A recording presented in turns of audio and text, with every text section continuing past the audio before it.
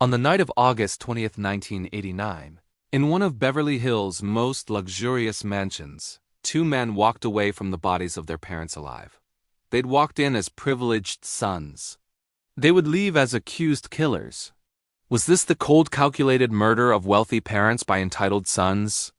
Or the desperate act of battered children pushed beyond the edge of fear, shame, and lifelong trauma? Tonight we peel back the velvet curtain of wealth, privilege, and illusion. We look into the minds of Erik and Lyle Menéndez, at the night that would shatter one family's image and haunt a nation's fascination. Because when privilege masks pain... What happens behind closed doors can become a nightmare in the open. In the milieu of 1980s Los Angeles, wealth spoke loudly. The home of the Menéndez family in Beverly Hills was a grand testament to that. Their father, Jose Menéndez, a Cuban-born immigrant who rose to executive levels in the entertainment industry, had built a fortune and a public image to match. The mother, Kitty, Mary Louise Kitty Menéndez, had once been a beauty queen, the picture-perfect wife of a successful man. From the outside, the picture was gleaming: tennis courts, club memberships, fancy cars, and family dinners under the California sun. But as is often the case in psychological true crime, surface gleam hides shadows. At ages 21, Lyle and 18, Erik, the brothers entered adulthood in the glow of privilege. But beneath, according to their defense, lay emotional neglect, physical violence, and sexual trauma. Their father is described by some who knew the family as the harshest person I've ever met. What is striking, the contrast between external success and internal chaos. Psychologists warn that long-term abuse, emotional, physical, sexual, is often hidden behind masks of success and silence. For Erik and Lyle, the question they put forward is, what happens when you live in a house of luxury, but you also live in fear of the person controlling it? In the weeks leading up to August 20th, 1989, the tension inside the household had reportedly escalated. The defense says the brothers believed their father would kill them before the abuse was exposed. The scenario raises extraordinary psychological questions. When the home becomes a hostage environment, when the parent becomes a predator, how does the child respond? And when the child is grown into young manhood and still trapped, what does the mind do? On that night, the brothers retrieved two Mossberg 12-gauge shotguns purchased days earlier under a false name using a roommate's ID.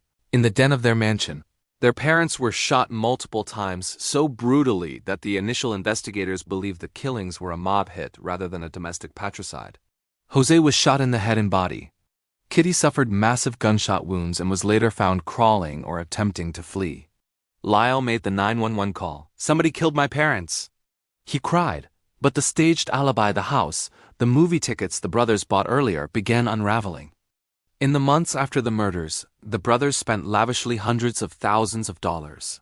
Flashy Porsche, expensive jewelry, lavish vacations. The prosecution seized on this as proof of greed and entitlement. Yet the defense said, this was shock, post-traumatic dissociation, a young mind trying to escape pain with consumption.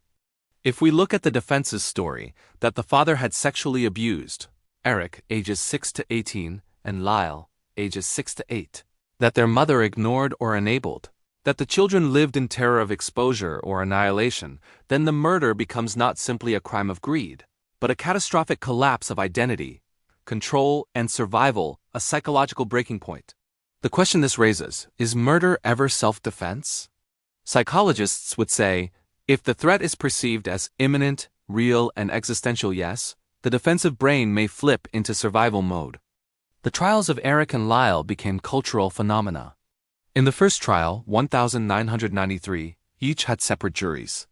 The courtroom was broadcast on a newly developed court TV channel. Jury deadlocked. Mistrial. The public watched every testimony, every breakdown, every moment of spectacle.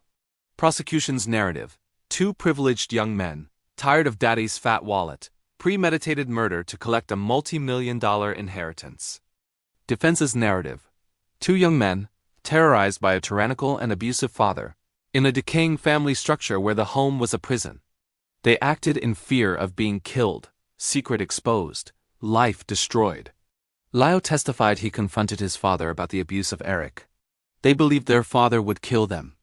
The younger brother Erik tearfully testified, "I thought I was going to die." the issue of doctor-patient privilege. Erik confessed to his therapist. Tapes would become evidence. In 1995-96, second trial limited the abuse testimony and removed the manslaughter option for the jury. The brothers were convicted of first-degree murder in March 1996 and sentenced to life without parole. The verdict closed one chapter but opened decades more of discussion around trauma, justice, and media. A child abused, especially sexually, is often tormented with shame, guilt, helplessness. The abuser is also the protector. The home is also the danger. The brain, under chronic threat, develops survival mechanisms: dissociation, hypervigilance, detachment. In the Menéndez case, the brothers described such symptoms: nightmares, anxiety, fear of exposure. As adults, they lived in constant tension, fear of being found out, anger hidden, identity fractured. Often we equate dysfunction with impoverished families. But here, the family was wealthy. That invisibility of trauma in privileged spaces creates a perfect cover. The mansion, the image, the friends, they all mask the horror. Privilege becomes a cage. The brothers' privilege may have made the abuse even harder to believe and harder to voice. When the younger brother believed the father would kill him, the fight-or-flight brain flips to action. The argument: once you believe your survival is threatened, the crime becomes frozen in fear, not greed. The brothers testified they believed they had no choice. They armed themselves, entered the den, fired. The question: was it self-defense or cold calculation? Once the deed was done, the mind faces another terrain: guilt, remorse, identity collapse. In prison, both brothers reportedly turned into model inmates, earning college degrees, working with the elderly, mentorship programs. One psychologist would say, the killers became caretakers, perhaps an attempt to rewrite the narrative of themselves, to find redemption or to make sense of the chaos. In 2023, a letter from Erik to his cousin, written in December 1988, came to light referencing the father's sexual abuse.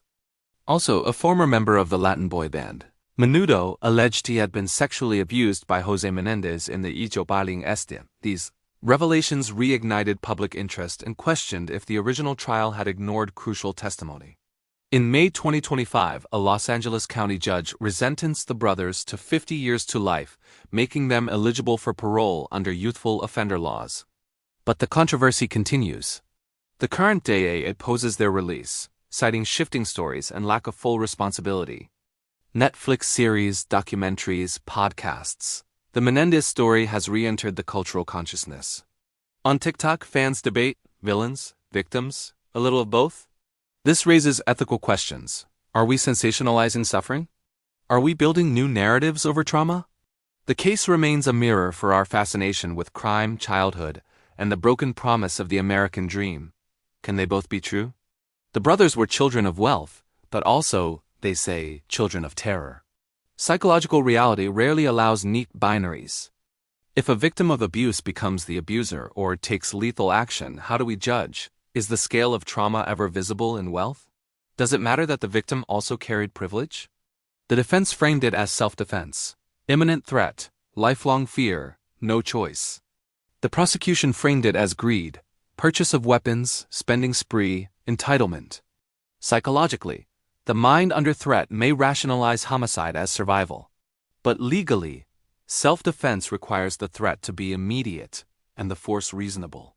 That blend of mind versus law is where the case so deeply unsettles us. Does time heal or crystallize guilt? Having spent over 30 years in prison, achieved degrees, helped others, does that make them rehabilitated? Is time behind bars sufficient if trauma remains unaddressed? Does the passage of time change the crime or our perception of it? Because this case touches primal fears. Our parents might hurt us, our home might betray us, our identity might fracture. And it touches societal themes: wealth, power, protection, abuse, silence. We watch because it challenges our assumptions, perhaps about ourselves. Erik and Lyle Menéndez sit behind glass panels in prison. But what we witness is more than cell bars. It's the reflection of our deepest fears. That the home we trust is not safe. That the man who builds our life might also destroy it. That privilege might hide horror. And the question remains, when childhood becomes warfare, is homicide revenge or survival? Are Erik and Lyle villains, victims? Or something far more complicated, fractured souls in search of redemption in the wreckage of wealth and terror? The judge made them eligible for parole. But can they ever escape the night of August 20th? And can we ever escape the truth that the real monsters sometimes wear the faces of fathers? Stay with us, because the mind of crime is never silent, and in the echoes we hear ourselves. If you found this breakdown compelling, hit subscribe, ring the bell, and share your thoughts below. Do you believe Erik and Lyle Menéndez were victims of abuse or cold-blooded killers by entitlement? Drop a comment, and we'll dive into your responses in the next video.